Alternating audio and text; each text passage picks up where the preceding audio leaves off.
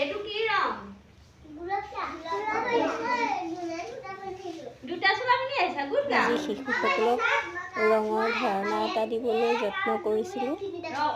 তেওঁলোকে আমাৰ পৰিৱেশতে পোৱা ৰংসমূহ কেনেকৈ জানিব সেই বিষয়ে দিলোঁ। কি সুন্দৰকৈ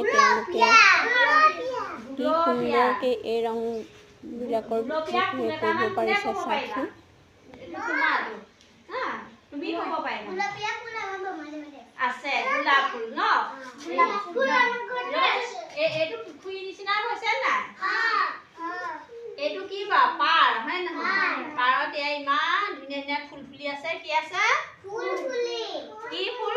গুলপীয়া গুলপীয়া ফুল। কি গোলাপ? গোলাপ ফুল কেনেকুৱা? গুলপীয়া। কাষত এয়া কি আছে? সেউজীয়া। সেউজীয়া ৰং ক'ত পাওঁ আমি? এই যে গছৰ পাতবোৰ সেউজীয়া হয় নহয়?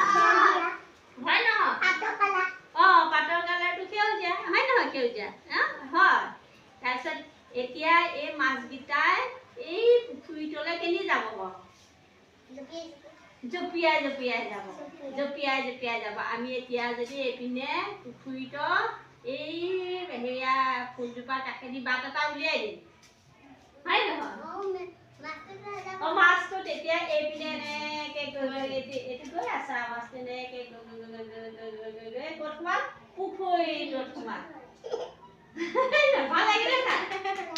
বাবা ভাল লাগিলে নাই? দিম আকৌ।